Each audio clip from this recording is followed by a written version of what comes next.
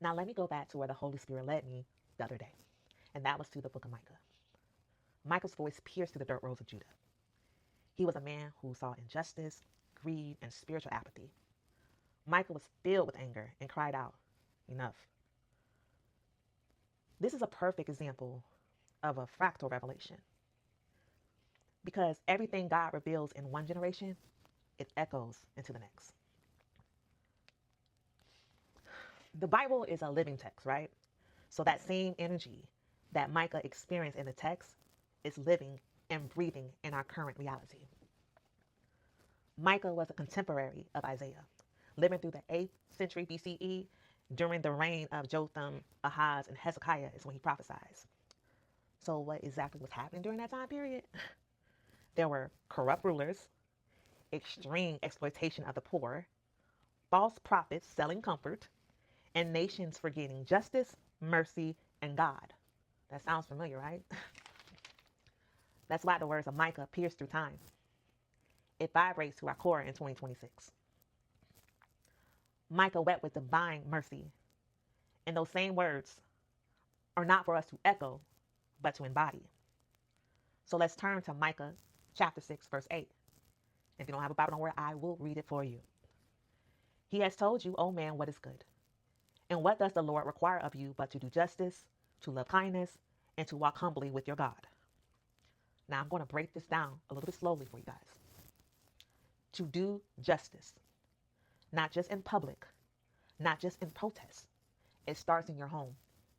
It radiates through your speech, and it shows up in you how you treat people who may have done you wrong. The next one is to love mercy, not to tolerate it, not perform it, but love it.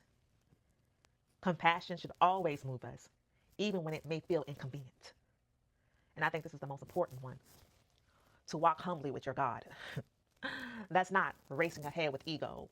That's not trailing behind in shame, but to walk side by side, spirit aligned. Like I said earlier, I love the minor prophets because they were not just messengers. These men were pattern breakers. Each minor prophet exposed the cycles repeating in their nation. And this is exactly why the Holy Spirit led me to the book of Micah. Because we are literally in a fractal pattern again, right? Look at what's going on in our society. We have greed over generosity, performance over presence, and religion over an actual relationship with God. And for my astrology people, don't worry, I got something to tie this in for you as well. As you know, Pluto entered into Aquarius back in 2024, right? That energy causes collective awakening. The illusions start to break, and that's definitely where the book of Micah is. Micah represents the transition, right? From deception to revelation, from hierarchy to humility, and from individualism to collective justice. Especially this last couple of weeks, it's been wild out there. So we don't need more religious titles.